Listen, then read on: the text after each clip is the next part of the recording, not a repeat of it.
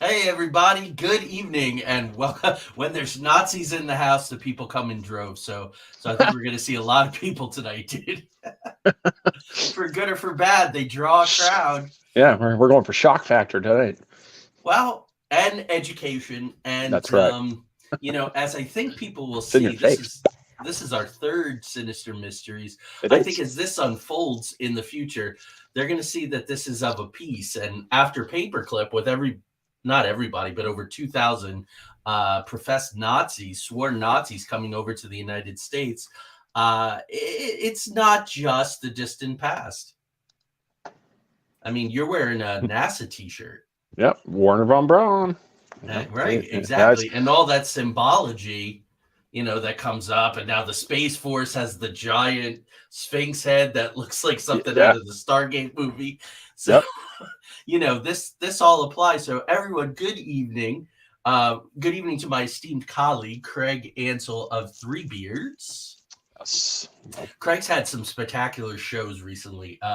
We're going Thank to you. talk about Die Glocke, the bell, the Nazi bell, and you guys did some work on that over on Three Beards with your esteemed guest panel that you bring in, Mhm. talking about Kecksburg last week.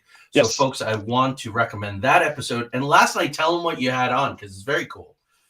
We had Frank Jacob, filmmaker. He was on talking about his work. He's got Project Looking Glass as one of the things that he works on. We were talking Packing for Mars was his one where he was talking about the all the mysteries that go around with the moon, Mars, where it looks like there's already infrastructure and everything built on Mars. And so we talked about this as like how this, and it definitely it ties in with the same thing because Yeah. we even talked about where the Nazis and this stuff, they all had a fascination with Antarctica, and Antarctica seems to be a possible key or a jump point to some places like they stargates and stuff. So yeah, it's all together. We are going to talk about that tonight. So we're going to run the opening real quick. Welcome to Into the Outer Realms, where the paranormal and the supernatural, Craig. Are the normal and natural. I'm Yeah, terrible at this. which I'm just terrible seems at to this. bore the heck out of you, that No, I'm notion. just I'm So terrible. I'm like I just get this thing. I'm gonna come up with my tag. Like I'm gonna get it. It's just welcome all everybody. good. So welcome. We are in for a big night full of Oh, I'm full of complicated it. German words and I think a lot of education. So here we go. No, I'm not bored. I'm full of energy.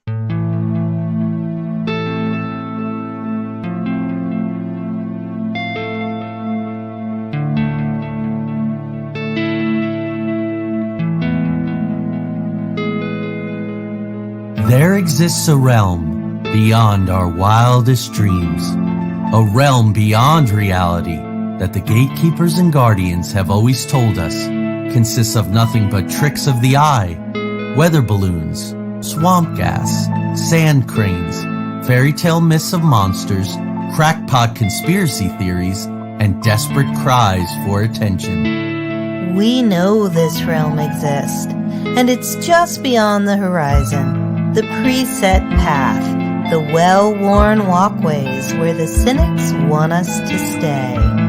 Instead, give this a listen.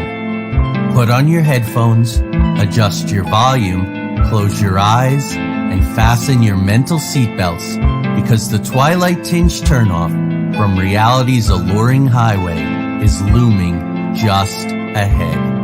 We're about to leave the plane of the easily explained, the couldn't possibly be's, and the no way I just saw what I saw's, for the spaces and places where everything is possible, and if you stay long enough, even probable.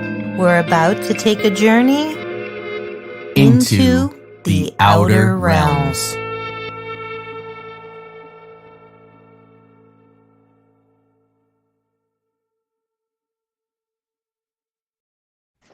All And we're back. right.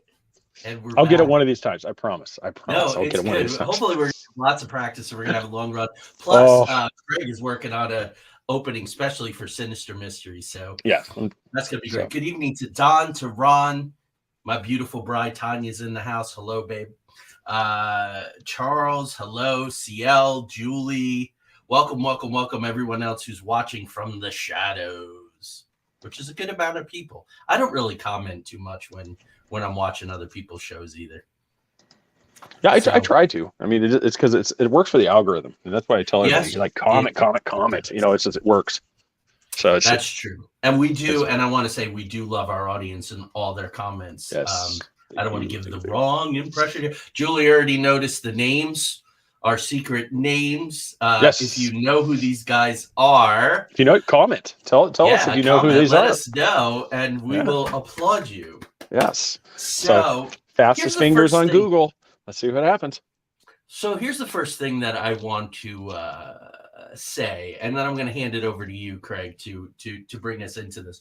What I want to say is this didn't all of a sudden magically appear in the 1930s when the Nazi Party was formed and really got going. Oh, no. The research says that this was, that Germany always had a predisposition towards its folk heroes. It loved its folk heroes, its big mythology. And I have to admit, I always forget. You always hear Richard Wagner always talked about In Close Proximity to the Nazis. And I forget that he wrote The Ring Cycle nearly 100 years before all of this took place. So it was there and people were into it. And some of the people we talked tonight, they were all reading, listening, and believing in the same things. Oh, hey, Lori, good evening. Yeah. So where do you want to... I say, like, you were talking about this ideological system was pioneered starting back in 1890. And so, and this, along with what we'll get into, the Thule Society, we'll get into these things.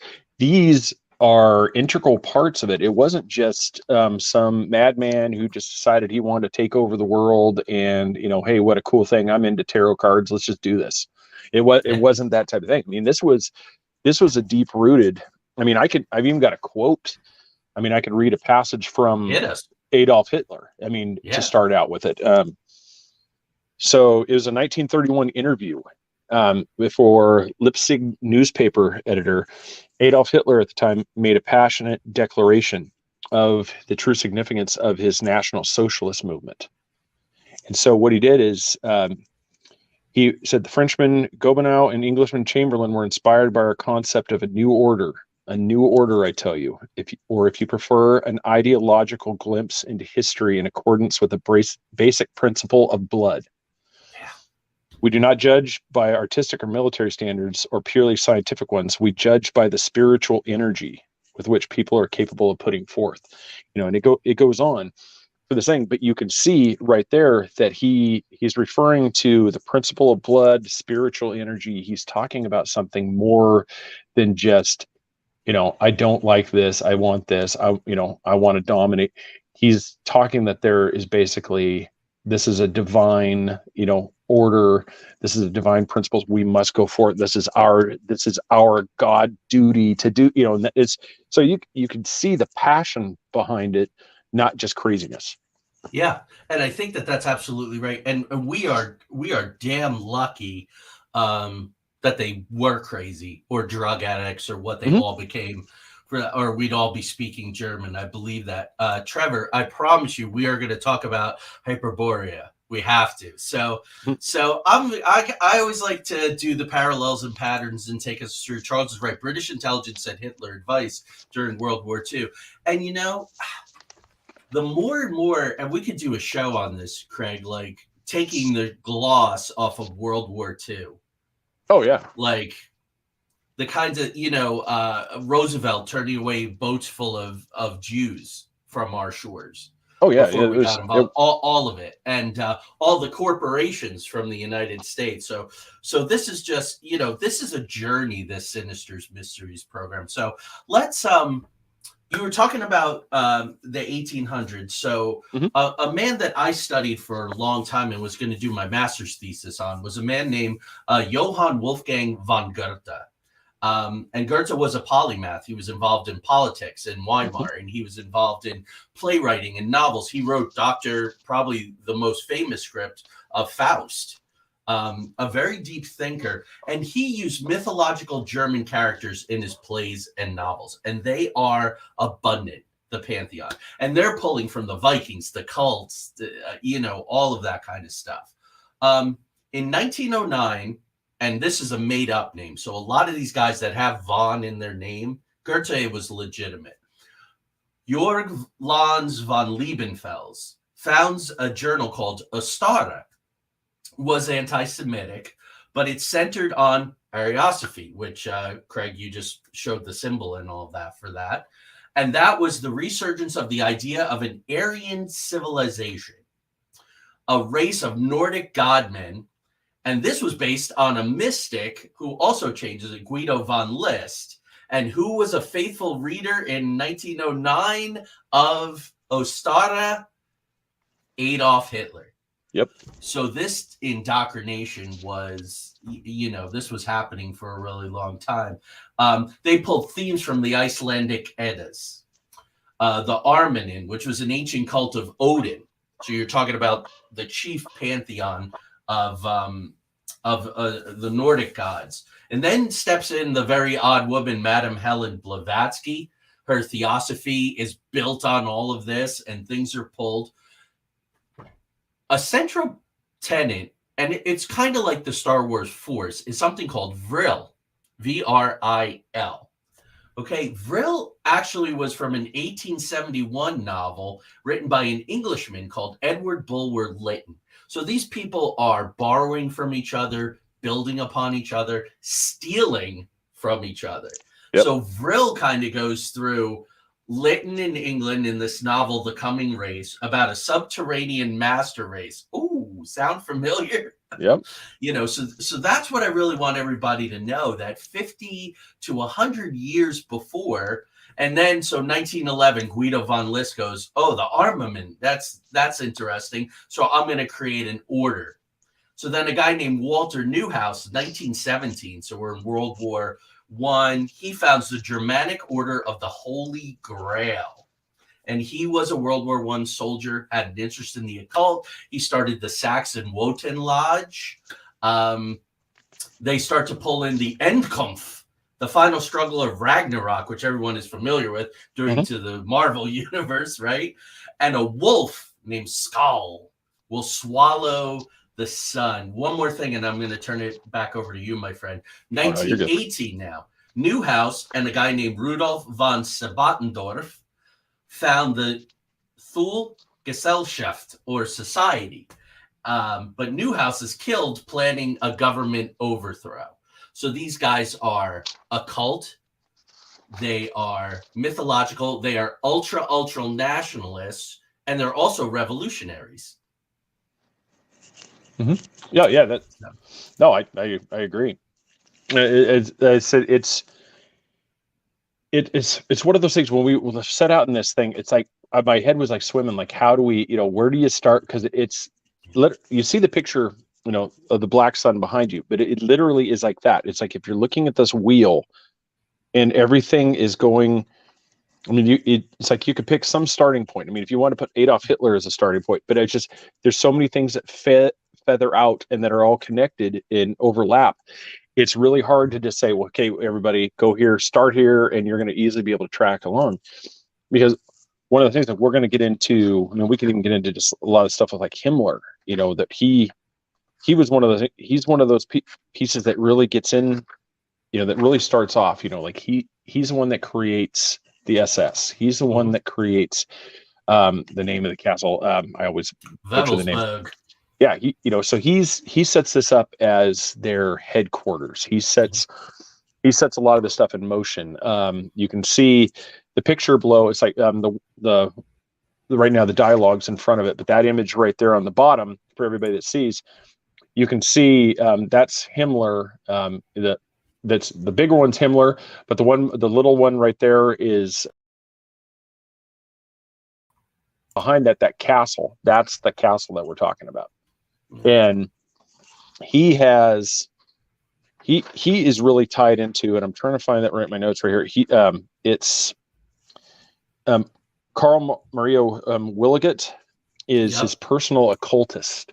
Right. And one of the crazy things, and I don't know if you know, I'm going to butcher the name. It's the French leader that he always had everybody executed, but he was being an occult. Robespierre? Well, he was. I want to say it was King Henry. Oh, okay. Yeah, he was always he was executing everybody, for being, one of the things that they prosecute him for being witchcraft, doing stuff like this. Oh, But right. yet he held a court that was the same way. Same way. The Nazis prosecuted people that practiced the occult, but they, in their own private thing, they were heavily involved in it. I mean, Himmler himself even had his own personal occultist. Meanwhile, they're they're going and they're rounding up somebody reading tarot cards and doing other stuff, is practicing, these things. But in the same time, they're doing this, and this Williget's brand of occultism would almost be a major influence on the philosophy that the Nazis went forward with. And that's, and so that's always just been one of the things. I mean, this person was referred to as Himmler's Rasputin. Mm-hmm. Exactly. Is what is a way to do it. So yeah, jump in anytime. I mean, so I'm going to pick back up with the history, but I want to give people a break from it, and then we'll get to all these things that you're talking about. But let's kind of go meta here. So, and it's been done all throughout history, and I don't want to name names of certain religions, especially because they get very complex when it comes to the Nazis. But I want to start a religion. I pull parts and pieces from my conquered people, things that are familiar to people, and it adds legitimacy to my religion. I kind of change some names here and there, and that's kind of what was going on here, and that's why you're seeing all these things. So the Thule Society, right, the Gesellschaft, Thule is kind of like Atlantis. So in the North Atlantic, there's this island, the capital of Hyperborea. So there you go, Trevor. We're keeping our promises here. And Lanz, Liszt, all of the mystics, they believed in this, that there's this place called, Thule, and that the Aryans from there, before it was destroyed, migrated to the Himalayas. So part of what Hitler was doing is he started all these institutes. If you look at the charts, there were 70 or 80. Himmler was almost like an accountant that he went home and his wife beat him at night. Like, she thought very little of him. His wife would say, who likes a policeman? So he was very motivated. He was a sickly kid. He wasn't good at sports. And so this was his thing. And he was hyper organized. So he started the Ahnenerbe, which we're going to talk about. But so Theosophy, Rudolf Steiner comes in. He's part of Viennese occult circle. So that sort of expands out to Austria, and that brings that in. He's doing oral research. All of this is going on. Then there's this event called Walpurgisnacht for St. Walpurgis. And on April 30th, if you went up to the Brocken, and this is in my novels, I talk about it a lot. If you went up to the Brocken Mountains, in the Harz Mountains, the Brocken, the witches danced around with demons on the mountain. So, but these are not witches, as you'll see. Himmler invested a lot of time in sort of remapping what was considered a witch and what the rest of Europe had done to women. So here comes Hitler. He is into the Ostara. He's feeling out these things, and he loves Wagner's operas. He sees them dozens of times. When he's the Fuhrer, he tries to get original copies of the librettos. He's, let's say, obsessed. The thing to remember about Wagner is he's not a contemporary of the Nazis. He starts in 1857, the Die Ring des Nibilungen, the Das Rheingold, Das Valkyrie, Siegfried, and the Götterdämmerung, which is the Twilight of the Gods. So this is big mythology. And in Germany, Siegfried is like the guy, the warrior, the defeater of these dwarves that steal gold from German maidens to make a ring of power, and their greed causes madness. Sound familiar? Hey, yeah, J.R.R. Tolkien wasn't just making this stuff up.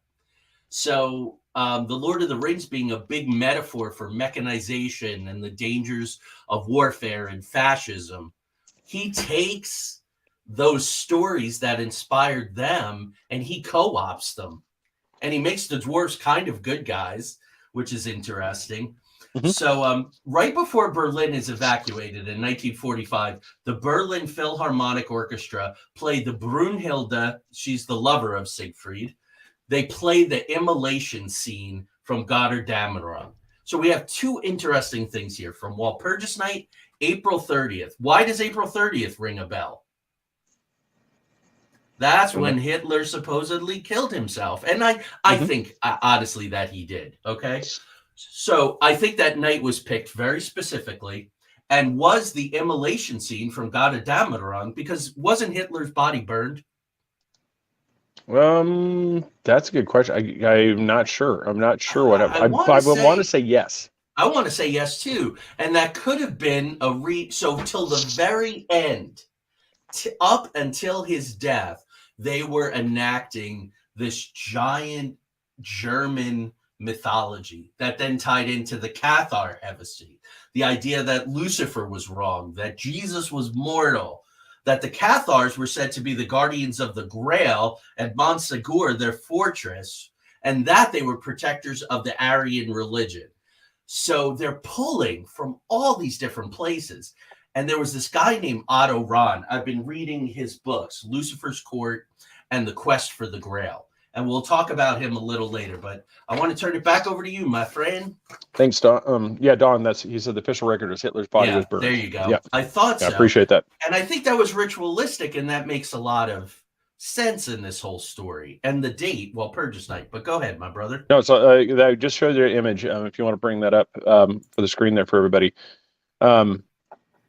There is, so that one is because Himmler, when they created the logo, they said they want, I don't know if you got that image there, Joey. I'm sorry. I shared it there on the screen, to bring up if you've got it. Oh, I'm sorry. Yeah. Yeah. So if everybody can see that is a Sieg rune. Mm-hmm. And so that's one, this is, Joey talked about von List. He had a huge belief in the power of magical runes. Well, so this is a Sieg rune. So everybody's kind of seen this, but everybody knows this. Mm-hmm. And it's a twin pair of Sieg runes. And everybody knows the SS logo, the evil behind it. But that's where its origination came from, it was a rune, the Sieg rune. And so this one, it was the same way, like with the swastika, it was taken from, you could see it on Buddha statues over in Asia. And so it's not something this wasn't something that inherently was, they crafted it into it. And Himmler I think it was Hugo Boss was the one that was involved in all the uniforms too. And so they were huge on symbolism and appearance. I mean, that's why everything was about, there wasn't a lot of just like happenstance. This wasn't just stuff that just happened. I mean, these were intentional. And I think we did in a couple of shows before. I mean, like one of the things like the Spear of Destiny. Everybody thinks that Hitler went mad and he just wanted the Spear of Destiny because he felt that if he held this thing, he was going to be invincible. I'm still of the belief that a lot of the stuff that they are finding is because through incantations, they needed these little pieces. And stuff like the Spear of Destiny probably had an engraving that was a key to help them find something else, because it's well known they were all over the globe looking for stuff. And so you don't do this with, just because, Hitler's a madman, Himmler's a crazy guy. It's like they had a purpose. And so these were definitely on a mission to find these things. And if they found these pieces, kind of like, I don't know if anybody's come up with a who we are yet. Me, in a certain movie, I was that character's part was finding one of those key pieces. Yeah. And that was one of the keys. Once you found that piece, you could add it to this other piece and it showed the location of something else you were looking for. And that's what I really sure a lot of the stuff like Spear of Destiny, these, they're going all over Scandinavia. They're going all over the place finding these things. I think because they're looking for, everybody's heard of the Tesseract, from Marvel. Yeah. They're looking for these things of legend because they have the key. I mean, because if you have something that's got power, it's like a power source. Mm-hmm. You can power your machines. You don't need oil. You don't need these chains of supply. So that's where you're saying we were so lucky. I mean, they were on the verge of nuclear. Yeah. So if they had hit that, all of us sitting there still burning, fuel in the planes, they've got the nuclear source. I mean, like I said, they're unstoppable. Now you have a ship that doesn't have to stop. It just can keep going. And so I think that's where, when you get to the thing, and I don't know if we really touched on it. I found that like von Liebenfels, he argued that the Aryan people were intentionally bred via electricity by interstellar deities called Theozoa. Yeah. And so this is one of those, you can see some of these people that were heavy influence. They were believing that this was from higher powers. This is from, sources like, we are destined to this. And you can kind of see where the stuff came in, because according to Liebenfels, the interbreeding is what has robbed the Aryans of their magical powers. Right. And so you can start to see where, what they called half-breeds, the Jews, the stuff like this, are the ones that are weakening the master race, that are weakening this thing. And then that's why it became, I think it really started to go off the rails, at that point, right around that point. Yeah, agreed. So let's. So I'll pick up with the history again, and it'll kind of absorb some of the stuff that we've already talked about and contextualize it. Alfred Rosenberg was the ideological head of the Nazis. He was really the one, the anti-Semitism and the final solution and all of that. He flew over Mont Segur, which was that mountain that the Cathars, were slaughtered in an Albigensian crusade, on the 700th anniversary of the fall of Mont Segur. He flew over it and he traced a Celtic cross in the sky. So all this ritual symbolism in the sky, in the ether. A few Cathars reportedly escaped with a secret treasure, perhaps the Grail that they gave to the Knights Templar. So there are my guys. I got my Knights Templar stuff all around the place here. And we're doing a show on October 13th. So the Knights Templar may have become the new guardians of the Grail, which gets very interesting in an alternative, possibly, to an explanation of a famous event early on in the war. But in January 19th, the German Workers' Party is founded by a man named Anton Drexler. Rudolf Hess is a member. He becomes the deputy Führer. He's the guy that flies to Scotland early in the war. Very controversial, and we'll come back to that. Occult poet Dietrich Eckart. You have poets, you have novelists, and we'll get into the reason why, especially with the novelists. Alfred Rosenberg, the head of ideology, he was a member of the original German Workers' Party, and a dentist named Friedrich Krohn was the one who designed the Nazi swastika flag in 1919. Okay? Swastika, and you touched on this a little, but this is important. Swastika simply means auspicious or good luck or good fortune. It was found on relics in Troy when the lost city of Troy was found. It's found amongst the Navajo. It's found amongst the Buddhists. It was found on a mammoth tusk near modern Kiev and on a 10K BC, so 10,000 BC, Bronze Age pottery piece. Okay? It was found, but contemporary with the Nazis, man, and this impressed my daughter, who's a Nazi Germany aficionado. 17 American companies at this time were using the swastika in their logos, including Coca-Cola. Really? I didn't know that. Everywhere. It was everywhere. Excuse me. I got so excited. I choked myself. Yeah. So that's I didn't even, I missed that part. That's cool. And Hitler in 1898, he had seen it on a monastery in Austria. And that's kind of a famous thing. So people go, oh, he saw it and then he pulled it in. It's much more ubiquitous than that. But they changed the orientation, they changed the rotation, and suddenly it's meaning something different. So February of 1920, the German Workers' Party changes its name to the National Socialist German Worker Party, or the Nazi Party, right? It's an acronym. Hitler, and I don't know if people know this either, Hitler is actually meant to sent to spy on them for another organization. And he is so impressed, at least according to history, with what they're doing that he joins up. But I think that Hitler was very ambitious. People have to realize that he was a regimental message runner in World War I.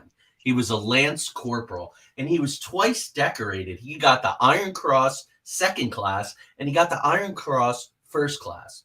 So he wasn't just a coward who sort of hid in the wolf's lair and all that stuff. When he was a soldier, he was a soldier. There are rumors, and it's hard to find this stuff. It was much easier to find 20 years ago. It's kind of been scrubbed. Mm-hmm. But there are rumors that when he went blind and he was in the hospital, well, he did. He met people like Himmler. He met the dentist who designed the flag, Krohn. He suffered blindness because he got hit with mustard gas. And Hitler was weird because he didn't want to use chemical warfare, and that might have been part of the reason. He suffered a second bout of blindness when Germany surrendered, Treaty of Versailles and all that, which was hysterical blindness. So this was a guy in his core, in his very essence, who was so upset about the fate of his country and it being put under a boot heel that he went blind for a time. So this guy was inspiring. Did you know about that? About the mustard gas and the blindness and all that? I didn't know about the second, that first one. Yeah. I didn't really. I knew about the second that he had bout like where he'd lost his sight, but I didn't know about the first one. That was And people and detractors will say that no, they say it was mustard gas because it was all BS. But they didn't give him an Iron Cross first class as a lance corporal, which was very, very rare for hysterical blindness. You don't give crazy people medals. Yeah, no. You know what I mean? So they start to get his intention. They start to get attention. So that takes me up to what you were talking about. When Hitler seized power, the inner circle consolidated and absorbed old occult organizations. They wanted to control the narrative. That's what any governing body does, right? That's what we're all facing now. Censorship and control. Although they're banning astrology and other occult aspects outside the party, Goebbels is using astrologers and quatrains of Nostradamus to build his propaganda. So all his agitprop stuff was all based on occult, astrology readings. They're also blocking the teaching of science behind the supernatural. They don't want people to know that there are scientific explanations for this stuff, nor do they want people to teach what magicians do. I know, isn't it they're weird? trying to sustain magic. They're trying to sustain magic as an agenda. Yeah, there were some crazy claims. I mean, like one that Hitler was demonically possessed. Yeah. At one point they had that one, but that one's kind of hit. Some kind of hit or miss on who believes in that aspect. There's also the other unverified rumors that Aleister Crowley was involved in a way with, and you had some of that, which that's the same thing. They're unverifiable. It's one of those, it could be just somebody just trying to get their name out there, because you have a claim that can't be verified. It's like, you can be like, I saw this thing.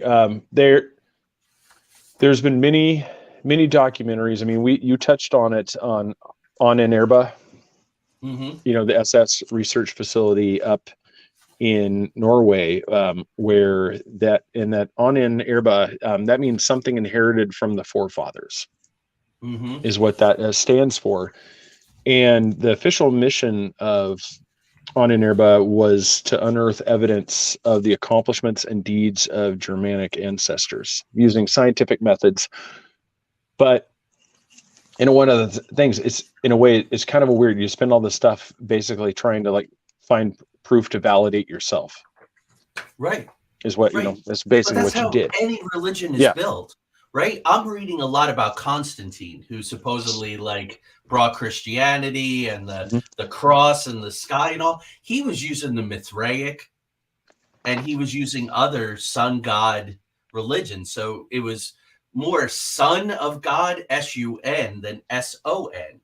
Yeah. So this isn't brand new. Now, talking about Hitler being possessed, I'm going to hit you guys with something. Carl Jung, the eminent psychologist, right? Synchronicity, archetypes, all of it. Carl Jung said that Hitler was a medium or a magician and spoke as a mouthpiece of the gods of old. So demonic possession, channeling the ancestors, speaking with the voice of the god of old, it's all how you interpret it. It's all how you interpret it. He was, if you watch his speeches, and he used a combination of high and low German, people were mesmerized by him. That's why he rose in the party. Now, there was talk that maybe he was a reincarnated baron and all of that. So, yeah, there's people clickbaiting and they talk about demonic possession, but I think it's a misread of what eminent people like Carl Jung were saying was really going on. There was something about him that transformed, that transfixed. I mean, there are cults of personality, and then there's Adolf Hitler. Oh yeah. I mean, you want to talk about somebody who could, crowd. I mean, you could tell he had that ability. I mean, there was, with that demonic possession, there was one. Supposedly, it was attributed to him that he marked a passage in a book. I think it was Magic History, Theory, and Practice, I believe, is that he marked one that says, "He who does not have the demonic seed within himself will never give birth to a magical world." Mm-hmm. And so that, that's one of those things.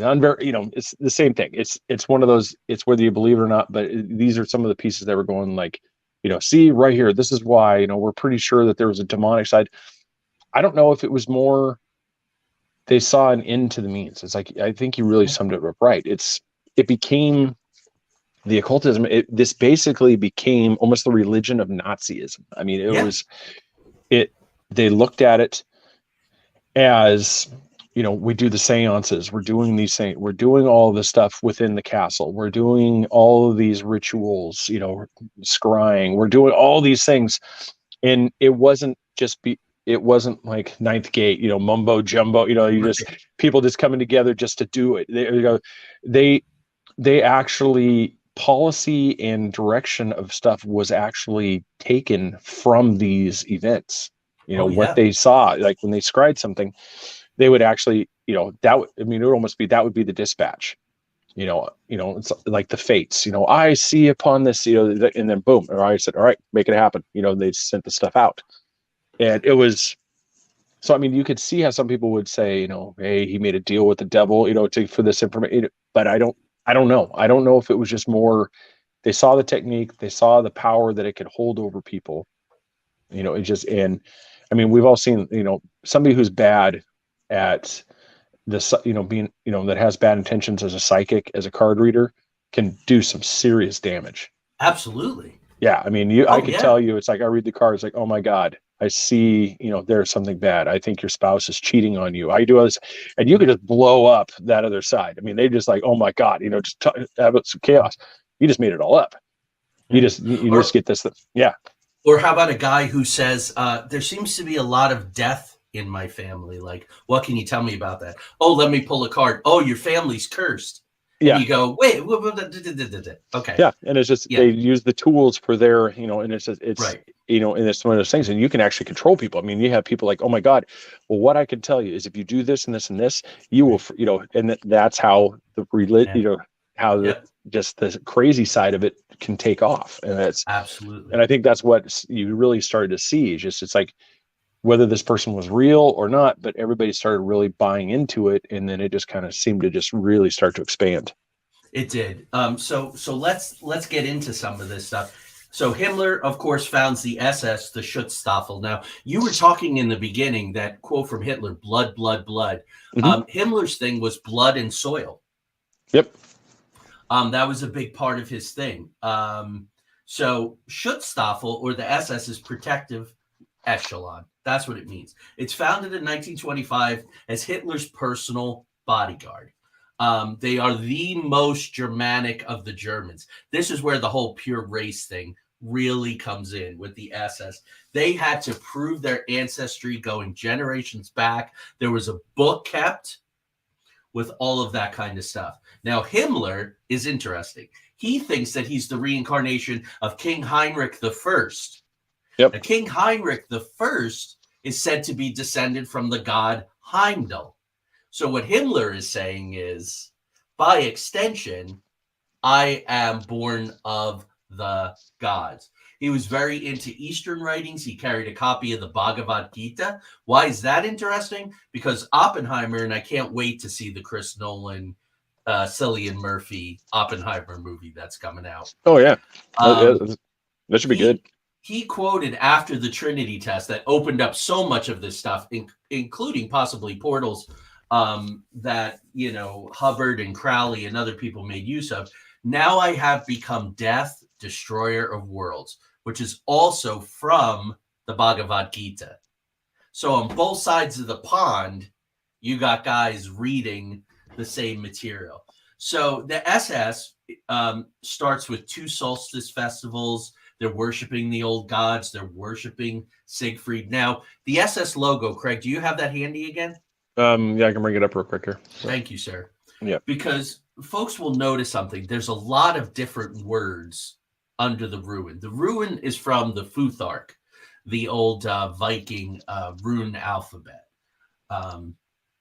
But there are, of course, he uses 2, double the power. Right, exactly, Tanya. Jack Parsons, the Antichrist superstar, Hubbard, the workings that they did. So here it is. Okay. Sig or sigil means sun. So now we have the sun image again. But von List, he makes it Sieg.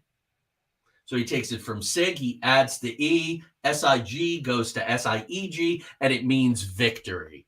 So they're layering, like any good occultists, they're layering meaning upon meaning on their symbolism, just juicing it with power.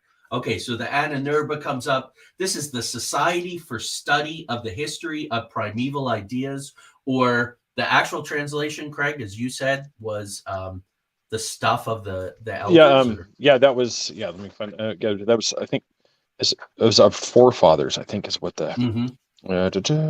Find it. There it is, right there. Something inherited from the forefathers. Yeah. So ancestry. This is the Third Reich. This is the third 1,000-year reign. It's not the First Reich. They're building on history, which gives you depth, gives you legitimacy. People hook into it. Oh, I know Wagner's operas. Oh, I know that those dirty, mountain-dwelling dwarves, and I know vampires. So it's founded in 1935, the Ahnenerbe. Wolfram Sievers was the managing director. If you can find a picture of him, Craig, he is an interesting looking dude. Which one again? Wolfram Sievers. Sievers. WOLFRAM. Sievers, I believe, SIEVERS. Really interesting dude. This is where the whole hollow earth theory comes in. The world ice theory, Thule and this Atlantis in the north, and the hollow earth and subterranean races there. This dude is just a badass looking dude. He's going to be in my books because he's a badass looking dude. 1935, they're dousing for ley lines, where you're talking about scrying. They're dousing. They're trying to detect death rays and harness and use them. 35 to 44, they spend 10 years. They have a 14-member panel that studies. They're the Special Task Force on Witches. They collect 30,000 documents from the witch burnings in Germany, Scotland, James the First, right? The Maleficarum and all that, the hammer of the witches. And what they are really promoting, and this is going to be a little controversial to hear because it's the Nazis and they're supposed to be all bad. But they were promoting a proto-feminism. They accused the Catholic Church of hating and suppressing women, and they recast witches as earth mothers. Yeah. Of course, you have Brunhilde, which is the consort, is the right hand of Siegfried. There has to be a place for women. And Craig and I are going to do an episode on December 8th where there were some very evil Nazi women, arguably more evil than the men, which is interesting. But by 1941, SS troops are forbidden to celebrate Christmas. Like, they're going full on paganism here. We're getting away from the Catholic Church. Catholic Church is terrible. They start the Institute for Ancestral Research by 1938. Ernst Schaefer. This is all pre-World War II. This is all pre-World War II as they're building the party. They're going to Tibet. They're using calipers to measure. Why? Because the Aryans fled to the Himalayas. So if they can find purebloods amongst the Tibetans, they can re-up the whole thing. Now, Yeah, 'cause, like, during the same time, it's like he had set up Skoda Works. Yeah. Which is that was the weapons manufacturing complex in Bohemia and Moravia, I think it's, or Moravia. Moravia, yeah. They're working on anti-gravity devices, guided weapons, anti-aircraft. They're working on lasers. Yeah. That they dubbed death rays. And this is during that same time. And I don't know, like, if you're in the research, I don't know at this point. I don't know if Himmler's losing it myself when I was doing this thing, or if he was just grasping for anything to appease the Führer type thing. But this is about that same time that he started bringing because he brought in I want to say the guy's name was Joseph Wimmer. Mm-hmm. And that's when he was starting to use that same thing where the water dousing and stuff, but they were searching for river gold in the right there in the two rivers, the Rhine and I think it's the right. I'm trying to remember. This is the Rhine. I'm trying to remember just the two main rivers right there. I think it was and they started searching for this, and that they started doing a lot of resources, and he was getting frustrated that they weren't finding any river gold. Mm-hmm. And so it's one of those that you can just start to see. It's like it's almost like he's just doing anything and everything to try to find something that's working. And I don't know at that point if, like you said, if you thought of that, it looks like he was just. It was almost like losing focus. Well, he had a lot going on. Like I said, yeah. He was in charge of 80 different. I definitely want to talk about Skoda Works and all that in a little bit. They do an expedition to Antarctica in 1938, and we'll visit that. They want to start New Schwabenland, and they're putting swastikas everywhere. They're putting Nazi flags everywhere, trying to claim it. In 1939, Admiral Robert Byrd is supposed to go there to stem the Nazi development of Antarctica, but the war starts, and so that's scrapped. But it's gonna come back. It's absolutely gonna come back. So. You mentioned Karl Maria Williget, just to give the audience. He joins the SS in 1933 and becomes an Oberfuhrer, a general, within a year. So if you said the right things, if you had the right bloodline, you went right to the top, which I think was a detriment to the overall war effort. Craig, I think what happened was they're fighting a two-front war. Then America gets involved. Their ally, Italy's getting hammered. And they're also fighting this ideological sort of occult war. And I think it was kind of too much. Like, what are we going to try to do and accomplish here? But it was all so intertwined. So Karl Maria Williget, and I think you said this, is Hitler's Rasputin, right? Whispering in his ear. He's a Grima worm tongue, right? To go back to Tolkien's source material. He's a Mason. Which is interesting how the Masons fit in all of this. He told the Siegfried stories, and he called himself Weiss Thor or Thor who knows. So names were everything, and you know that names have power. And so these guys are bestowing authority on themselves. He believed through his ancestors that he was in touch with the old gods. So now you got two guys in the SS. High up in the SS are saying, I'm in touch with the old gods. I am of the old gods. This is my ancestry.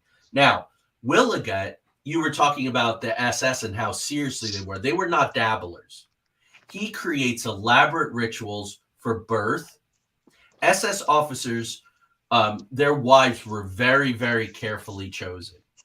Yes, and there's had to be growing. pure. there's growing literature that they took purebred girls and kidnapped them, married them to these SS officers, and they tried to impregnate them on the graves of Germanic heroes. So this is hardcore. It doesn't feel crazy to me. It feels codified, and it feels very serious. Yeah, because he had developed that religion centered on the worshiping of the Germanic god. I think it's Ermine, and according to him, German culture dated back to 2,000 or 228,000 BC. Yeah, in a period of time, and he claimed that Earth had 3 suns. Yep, was populated by and that's what you said you were talking about. And so this is where, like I said, you can see this was something that it wasn't just like this was like a crafted out. This is I hate to say it. It almost sounds like a place that's located in Clearwater, not too far from me. Oh, Tanya's going to be there for 2 weeks at the end of the month. It's a big complex, and okay. Their main book starts with the letter D. So it's tied around science. I'm not sure how that goes. Yeah, but it just has kind of like that feel to it when you're reading this. It's like, so I mean, you can see, but it's the same way you're talking. It's like, okay, right. Yeah. Charles brings up the Bavarian Illuminati, of course, 1776, all of that. Right on. So Weishaupt, Bavarian Illuminati was outlawed, but it was absorbed by other things. You can see strings in it. The best way, because people get really hung up on Freemasonry and say it's just a service organization. Most of it is, but there are levels above and beyond. There are some terrific documentaries out there. Cecil Rhodes is involved in these advanced organizations. So yes, it's in Bavaria. And if you follow the work of the Illuminati and Lucifer, right? Lucifer is completely rehabilitated through the Cathars and through the Nazis and Otto Rahn to say he was wronged. He is the light bringer, which is what Lucifer means. Mm-hmm. Lucifer means light bringer. So the Illuminati, orchestrated World War I, orchestrated World War II. Are they in opposition to the Rothschilds, the bankers?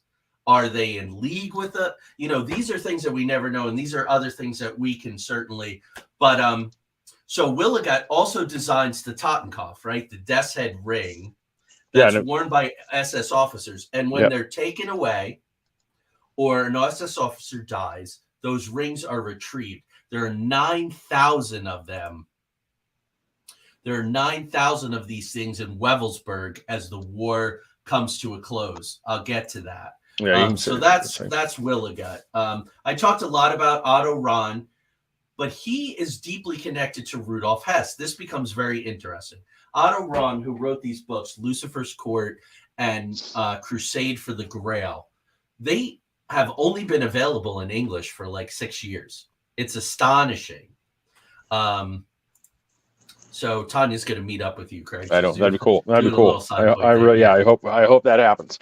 Yeah. So anyway, Rudolf Hess, 1941. He's the deputy Führer, second only to Hitler.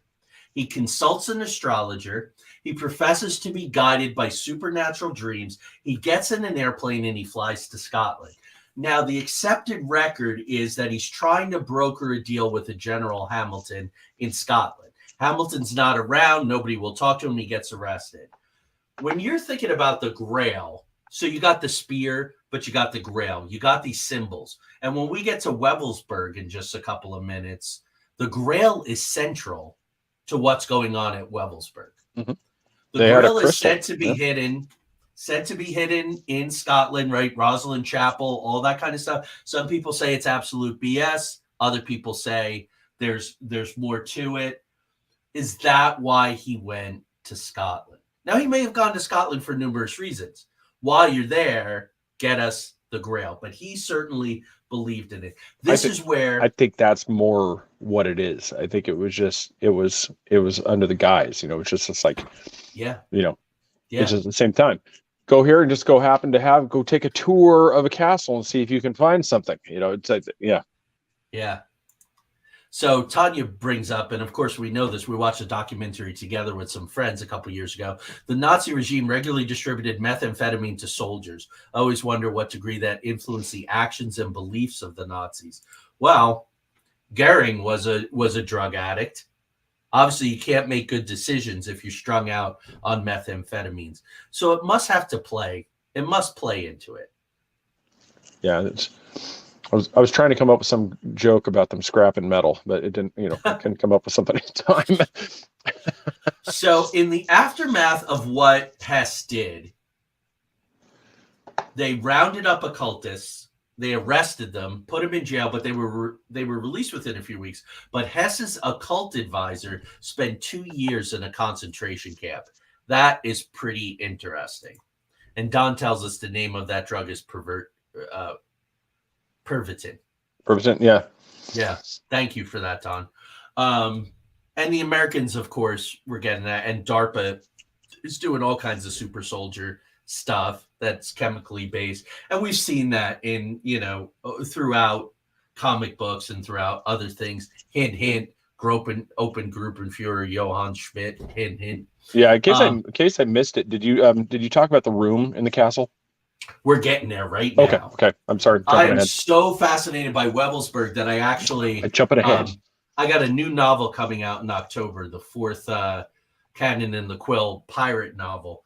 But there's a scene, the guys based on the Rothschilds, the Ravenskulls, in their castle in Switzerland is the original model for Wewelsburg Castle. That's how into it I am. Nice. Yeah, it's built exactly the same way. Anyway, the idea of Wewelsburg is suggested by Himmler's spiritual priest, okay? Karl Maria Willigett, which we talked about, as the religious and ideological center of the world. Because he says, hey, by the way, you're reincarnated from King Heinrich I. He was buried near here. They spend 11 million Reichmarks for the first year of renovations. So again, they're fighting all these wars on numerous fronts. They're doing all this stuff, and they're spending all kinds of money on this occult thing. Willigett was tasked with turning a museum and education center into a church. So again, there you have it. Any religion needs its spiritual centers. Wherever they are in the world, you can think of your own for your own religions. And they're inspired by the Guido von List, by Otto Rahn. It's got a 14,500 square foot dining hall, which immediately makes me think of the Viking Great Halls. Oh, yeah. Yeah, definitely. They got chairs with silver plates on them with the names of a select group of SS. So you always have circles within circles within circles within circles. That's what makes people feel special. That's what makes them feel loyal. And that's what makes them cross the line, by making them feel special. The Black Knights of the SS Round Table. There you go. They would go into a trance. And of course, you think of the Black Knights of the SS Round Table, what do you think of? The Grail Quest. Mm-hmm. So it's all there. It was very, very specific. So let's talk about the crypt, right? The Grail Salon. That's what you were talking about. Yep. Oh, you want to take it? There it is. Yep. I'll bring it up right here. So there you go. Yep. So you got a nice fire pit. Right above that is a swastika carved in the ceiling just above. It's esoteric. It's geomantic. It's laid out. It's got 12 pillars all around it. 12, I think, is. And then on the floor, Craig, do you have the Schwarze Sonne? I can get it. I can get it real quick. Yeah, which is also in our thing there, that's a Nazi belt buckle. But it was actually laid into the floor in marble and gold. The Schwarze Sonne, which may have a Merovingian connection. All you Matrix fans out there, and the Cathars, and is anybody left on the planet that actually believes in the Priory of Zion? It's been outed as a hoax. I mean, I'm almost done with Holy Blood, Holy Grail. You gotta know what the material is out there. Yeah, it's here's that picture. No, it's one of the like where it's a little small one, but yeah, this one of the things, like if we were to go back to, I think right that image. Yep. This is the one almost like straight out of the movie. I mean, if everybody looks at this picture, I mean, you can just picture like a ceremonial thing. You can see those, Nazi regalia. They're all in those black SS uniforms, standing around there. Something going on in the center. I mean, you can picture these type of rituals that I'm sure that took place in this room, and just based off looking, like you said, the 12. I mean, everything is laid out specific. I mean, I'm curious what was on each one of those stations. Like I said, there's 12 stations. So, I mean, you wonder what was there. I mean, because nothing is by mistake. It's by design. And that's, so. Yeah. And here's a ritual. We'll keep it up for a second. Here's a ritual that I found. There were reports that SS officers were beheaded there and blood was drunk from their severed heads. Mm-hmm. This is interesting because the Templars, part of the downfall, part of the rumors that it was that they worship heads. So the head that they actually have is the head of John the Baptist in my, in the Stanton Chronicles, in my fictional accounting. That's the head that they had. But it was said to be Baphomet. It was said to be jeweled, all this stuff. So I think this drinking blood out of heads is tied to that. It's just another aspect of what they were pulling in. And then 24 miles away is the Exerstein. And there's a place, Irminsul, and it's a sanctuary of a Saxon chief killed by Charlemagne. So it goes way, way out, but another hero, another national hero. And it has rock formations and it has runes that they really co-opted for their own purposes. And most people say that had nothing to do with what was going on. Charles asked, was this ritual magic to control the populace and the faithful? I don't think they saw it as control. I think they saw it as empowerment of themselves as legitimate rulers who wouldn't you follow them? You followed Heinrich I. You followed the Saxon ruler. You followed... who am I thinking of? Siegfried. So you don't have to force anybody to do anything when you're legitimate. And I think that was the game. Yeah, I think there was people that were opportunistic. They saw like this is a chance for me to get to power and probably played along. Oh, yeah. But there were some of these people. This wasn't a game. This was their actual hardcore in-depth belief. I mean, they were all but the crazy guy standing on the street corner yelling at everybody that goes by, this is the end of the world, you fool, they're coming for us.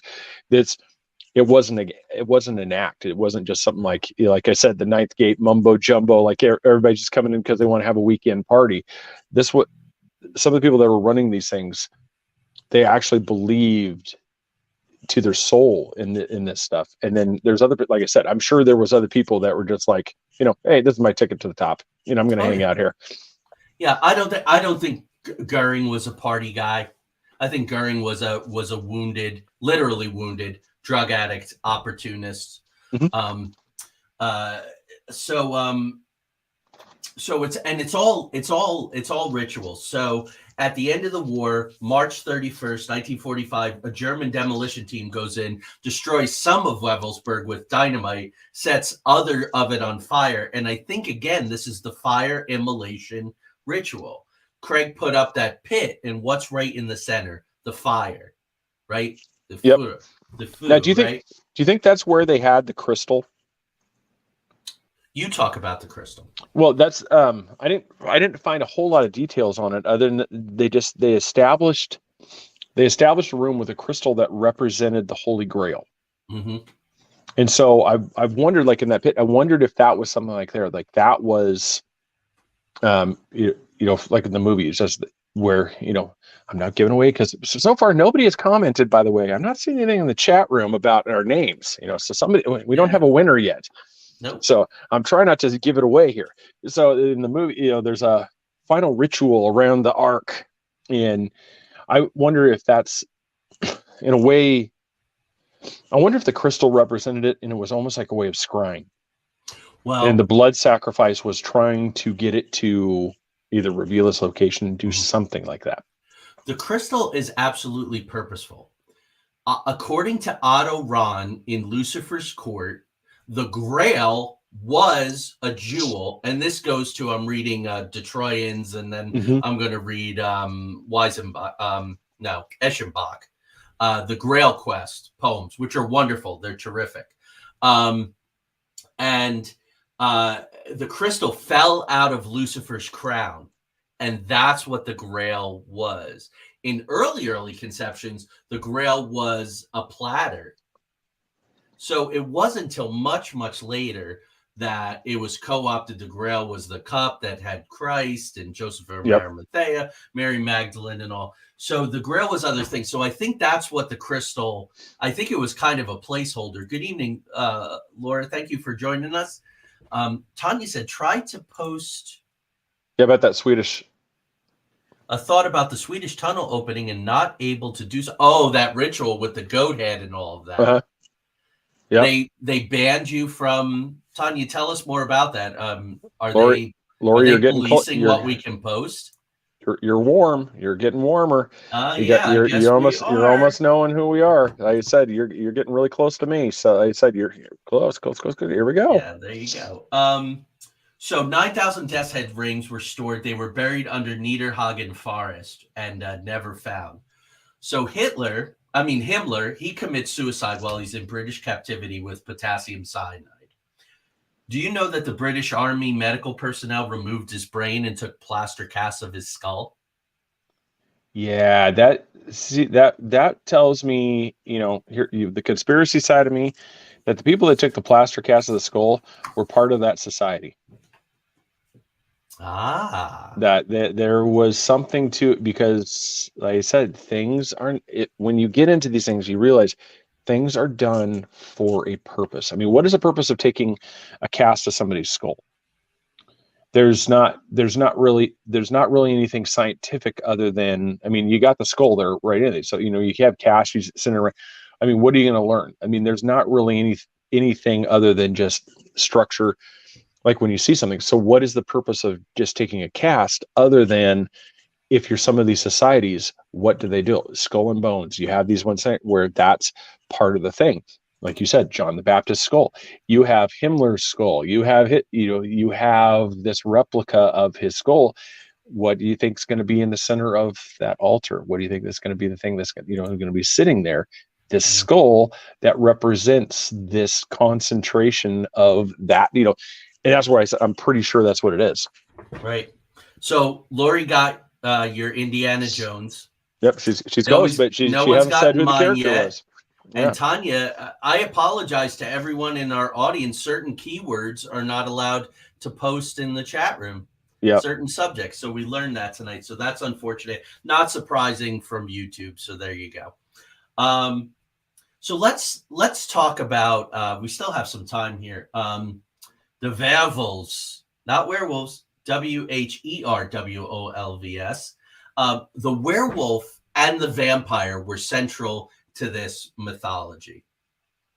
Goebbels started Radio Werewolf, and Hans Adolf Prutzmann, this was a real Nazi bastard, this guy. He was right up there with oh gosh, I'll find it in my notes somewhere. It gets confusing. There was another guy that was horrible, totally horrible. But Heinz Adolf Prutzmann, higher SS and police leader in Russia and the North. He's the director of special intelligence stationed in Ukraine. And the werewolves were akin to berserker Vikings who wore wolf pelts. They probably also took some hallucinogenics. Oh, I'm sure. They would get naked. They would fight buck naked. They were the Skagamore, the outlawed. They were crazy, these berserkers. And so these guys did serious damage. What's interesting with the whole wolf idea is that people described Hitler as becoming wolf-like, having shamanic transformations while he gave his speeches. And of course, his hideout where they tried to kill him was the Wolf's Lair or the Wolfschanz, which is very interesting. These werewolves trained in secret in Berlin and the Rhineland under a guy named Otto Skorzeny. And they welcomed women into the fold based on, the Knights of the Mother of God of Italy from 1233, which was sanctioned by 2 popes. I think, although it wasn't explicit in my research, Viking shield maidens. Mhm. Again, you got Brunhilde. You have these stories of these powerful women, and also the Spanish order Occult had a women's division. So they're pulling in the German expressionists, Cabinet of Dr. Caligari, Murnau's Nosferatu, Fritz Lang's Nibilungen, all heavily influenced by the occult, and in turn influenced the Nazi Party. And this is, Craig, I think what you were alluding to with the Jewish people draining the purity, the fear of the Eastern European other as vampire. Yes. Yeah. Transylvania, they come. Yeah. I mean, really, in a way, I mean, it's really horrible to, just break it down this way, but it's almost like kryptonite to Superman. Oh, there you go. Thank you, Don. Reinhard Heydrich, who they finally killed. There's a great movie also with Cillian Murphy. Go ahead, Craig. I'm sorry. No, I was just saying it's the way that I said it. It seems really flippant to just call it that way, but it's like kryptonite to Superman. They believed that this thing was completely draining of their abilities, and this is what was keeping them weak. And that we have to shed this. We have to get rid of this, to become the master race, to become the superior, race, what we are meant to be, the 1,000-year right, that we have to eliminate these things. But you can see where their thought was, but then you can just see that they just went completely. Yeah. I mean, so they went off the rails. Yeah, because you're getting into really dangerous ground when you're channeling voices and you're, they're pulling in novelists, they're pulling in playwrights, they're pulling in mystical poets. One of them, Sabotendorf, I think it was, who led the attack, Operation Valkyrie. He had another mystical poet who tried to sort of reclaim what the Nazis had co-opted. So you had all this inner fighting. Oh, I see. I didn't know, Charles, it was a pun. Not. Yeah, Wolfzerkers. Really, Wolfzerkers more than Bearzerkers. No, but I'm sure there were some Vikings who wore bear pelts as well. Oh, okay. That's Beowulf or Bellywolf. Mm-hmm. Exactly. So there you go. So we're all in this together. And I think kind of like this one, it'll be jumping around here on the timeline, and we'll get right back to it. Do you believe that Hitler died in that bunker? Craig, my jury is so out. I have watched the documentary series Finding Hitler. I have taken voluminous notes. People make a really good case. Oak Island is an analog. If you pull enough stuff together and paint enough of a picture, we know that there was a huge rat line, as they called it. We know that there was Odessa, right? The surviving members of the SS who wound up in South America, Argentina, Bolivia. Because I think there was those are the staging points for them to get to Antarctica. I think that was the ultimate thing. That was like the last bastion. It's like, right. We talked about that. The U-boats and how could they get to Antarctica? Well, if there was a portal, it would be no big thing at all to do that. But if it was, something like, the stopping points, that was, right. And and that's kind of going back to, what we were just, you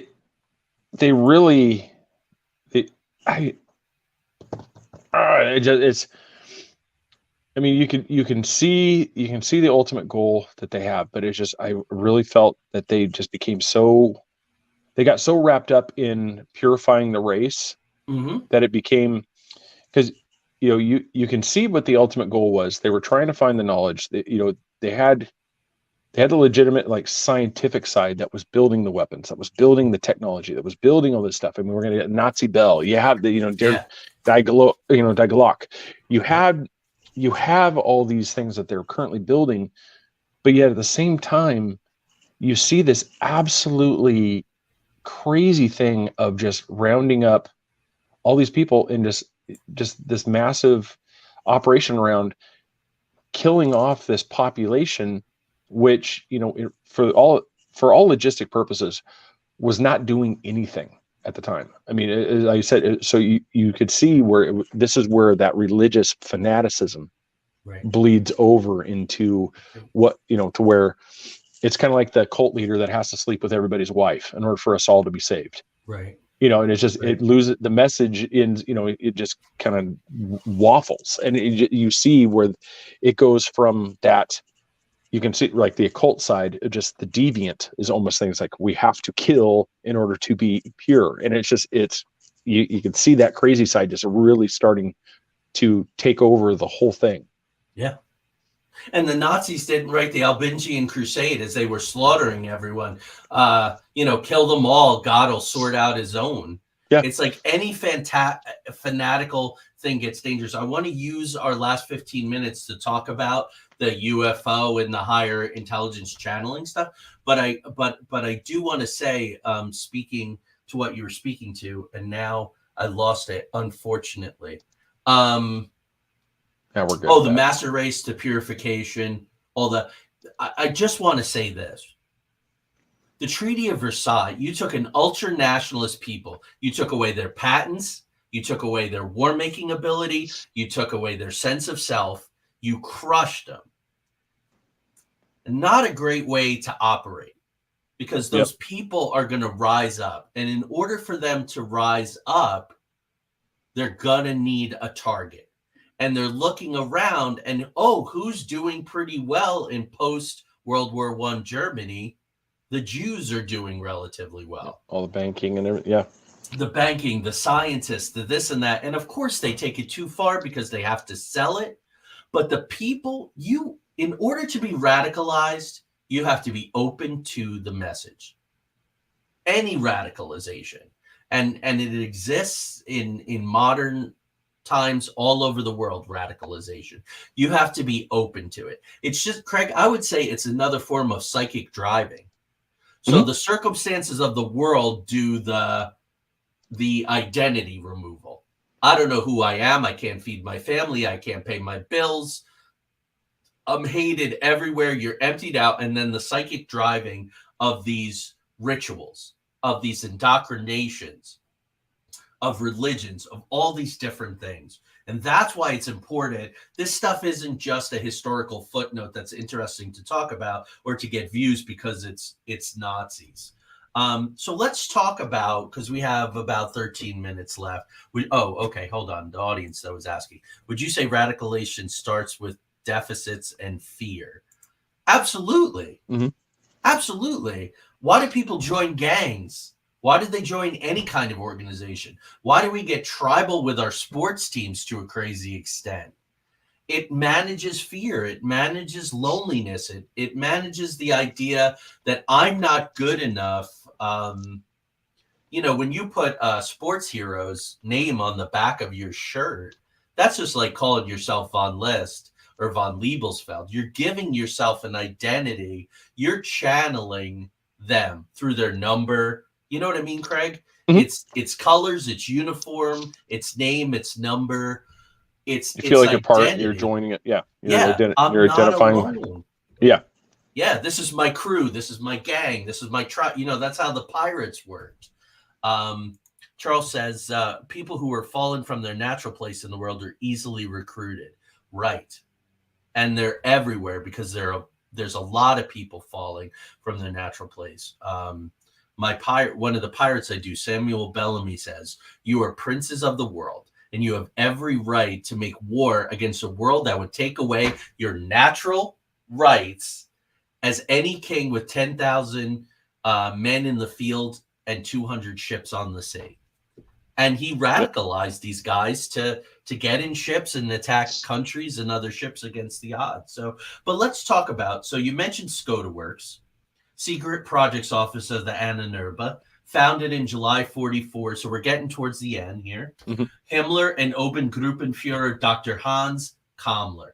Anti-grav, guided rockets, ULF transmitters, ultra-low frequency. Yep. At sacred sites like the Brocken. We know that in places like the forest, we did an episode on your show on Japanese demons and all. We talked about the suicide forest and all. Yes. That might be an ultra low frequency thing going on there. So they're experimenting with this in the 1940s. Biological and energy for psychological warfare, which eventually becomes on the far side of paperclip, pulse weapons and Havana syndrome and, what we talk the about. MK Ultra. I mean, as you said. Laura says too many gullible people who follow others. And you have to take responsibility when you get radicalized.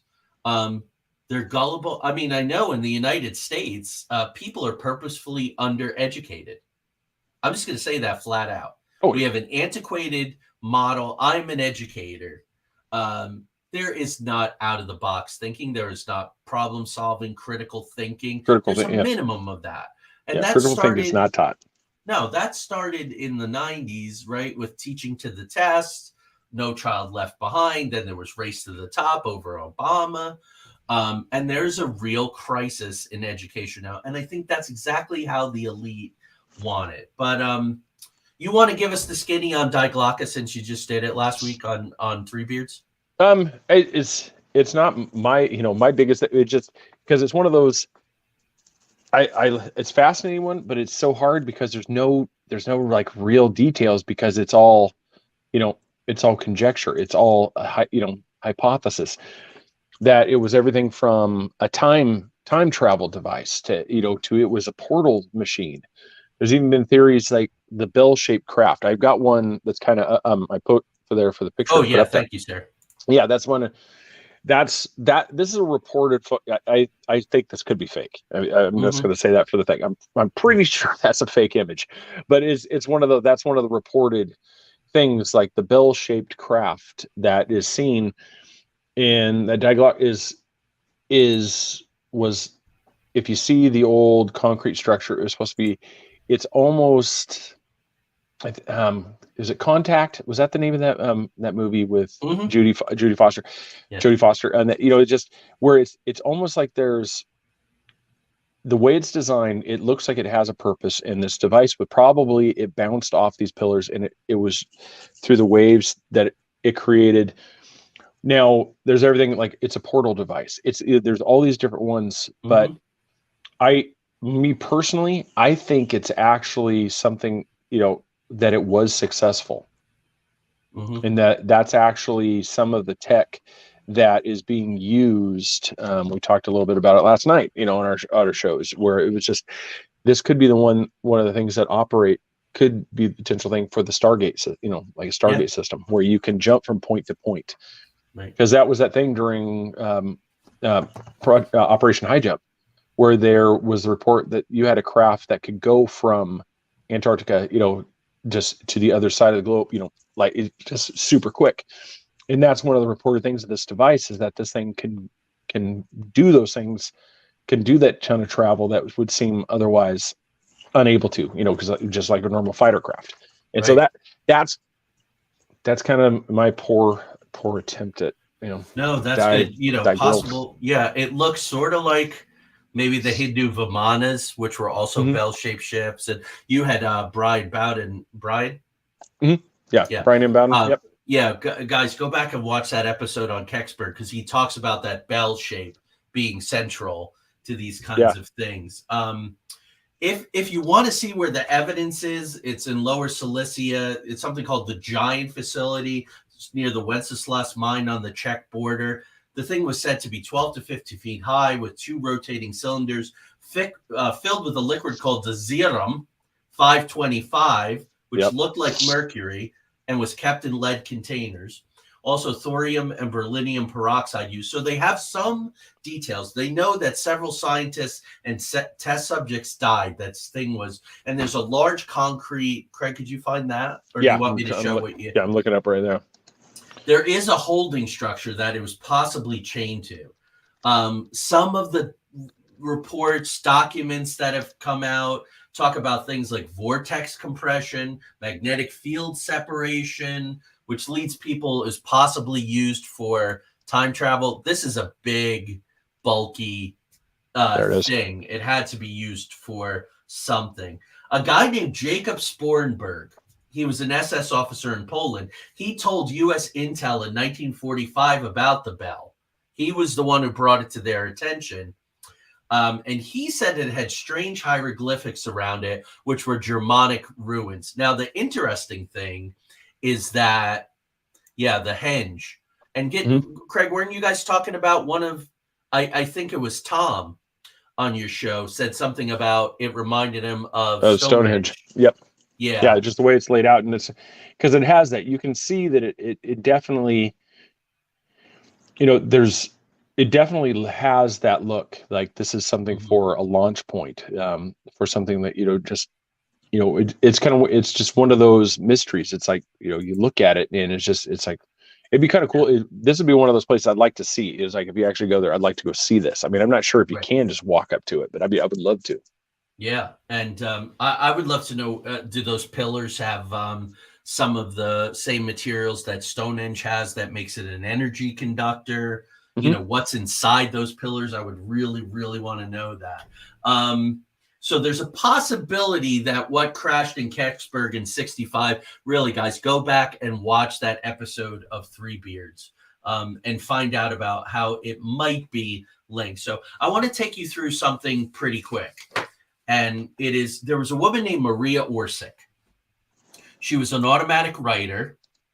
And in 1919, she meets with the Vril Society, Thule Gesellschaft, and the Black Sun Society. So the really big players. And she says, I have messages for you all from Aldebaran in Taurus. She writes in Sumerian. She writes in a secret German Templar script. This kind of paints a picture. That's why I wanted to save it to the end. She starts sketching these flying saucers, and German engineers are going, hold on, wait a minute. This isn't some crazy lady. And Charles said that there are 12 pillars. So there you go. Again, interesting. Always self-reinforcing, right? In January 44, there's something called the Vril 8. And it's legend that this rocket goes through a wormhole to Aldebaran. And when it returns, it's aged 100 years. That's kind of like fairy stuff, where a day is 100 years, an hour is a day.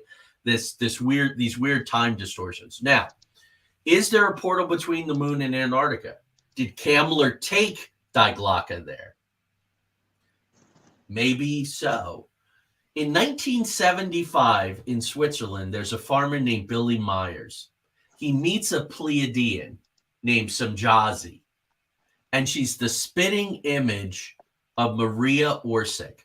She speaks Bavarian German, just like Maria Orsic did, and she tells this Billy Myers about the Nazi UFO projects. So did she come back from traveling somewhere? Did she, Craig? I just want to go through. I apologize. No, you're good. Hagen. I just want to go through this stuff real quick. 1930, Werner von Braun joins the Society for Spaceship Travel. George Bernard Shaw is a member. H.G. Wells is a member. In the Black Forest in 1936, there's supposedly a UFO crash. It's taken where? To Wewelsburg. That's the rumor. Then there's a rumor of something called the Ahnenerbe, which is a flying saucer developed by a man named Victor Schoenberg, an anti-gravity ship. And supposedly there are rumors of a 1939 test flight. Maybe that's what that still is from, Craig. I agree with you. It kind of looks fake. A lot of what these autopsies, the original film was destroyed, so we recreated it. But it's based on an original, therefore it's legitimate. Say, like there's one. Yeah. That's like with it painted. That's what they say. It's like it would rest on top of that, and then it's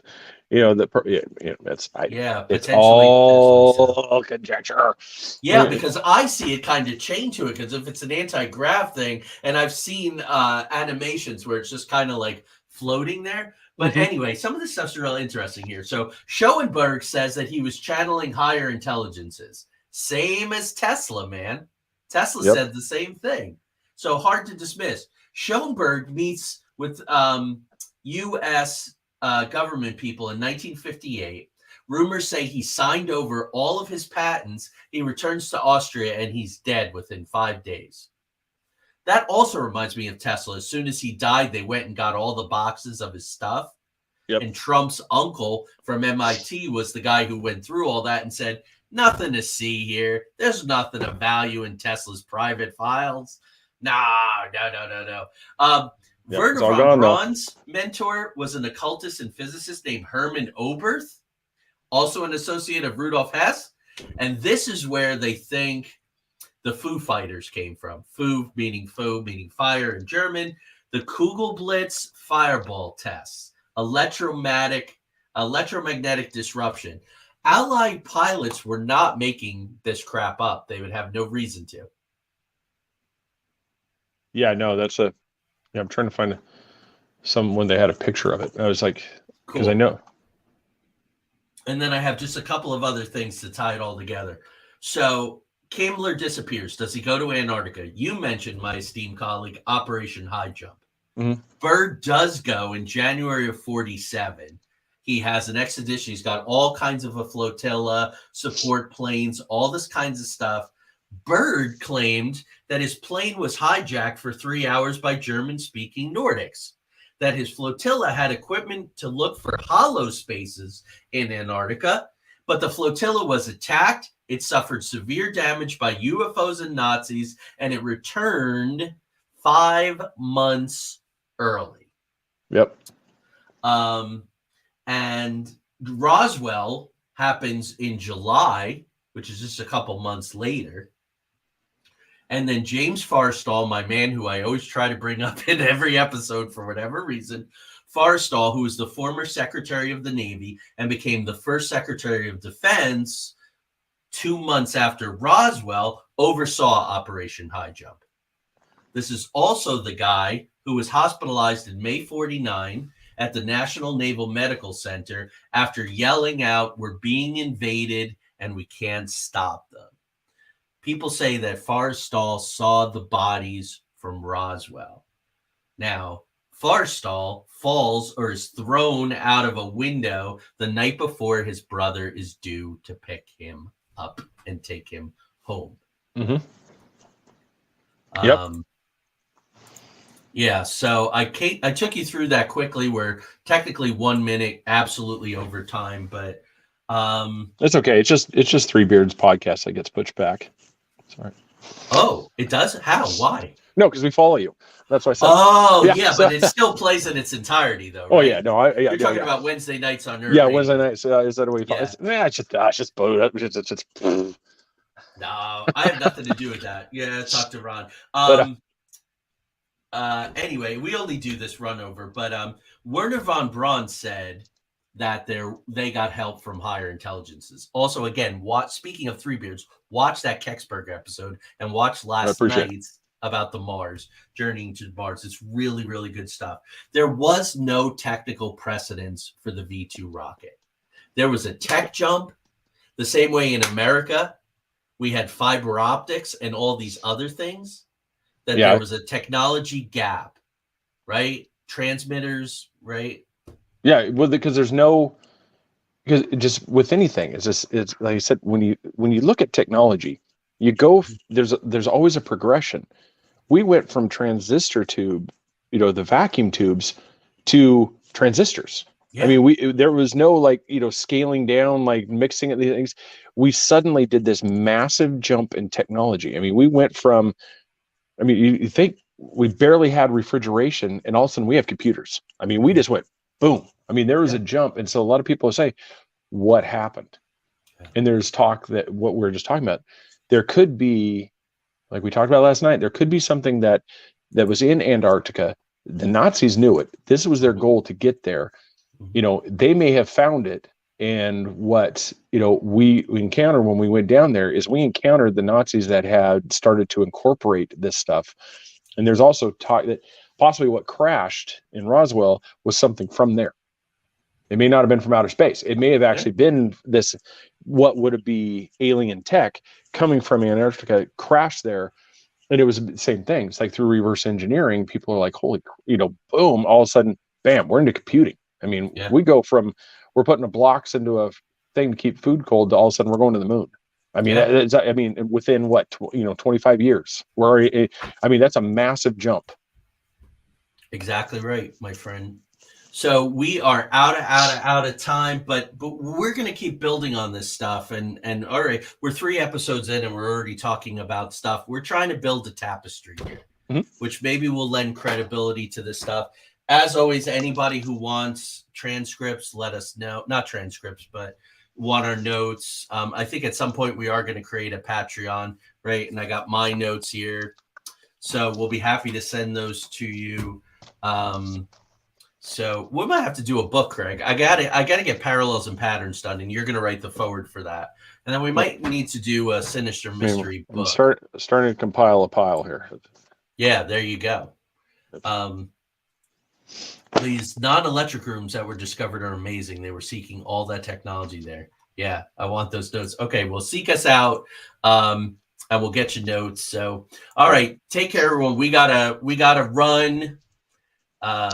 We will see you again, Craig. I'll see you on October 13th. Yes, guys. Next Templars. Week, Craig has a prior commitment, but I'm coming back on my own to give you an update on this disclosure thing. The government is changing the names again of these things. It's hard to keep up, so we want to keep you updated. So I'm going to be solo mission next week.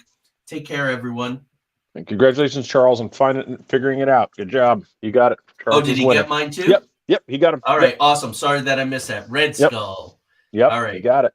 I got to make sure to erase this before I do Saturday morning story time. No, that would be awesome.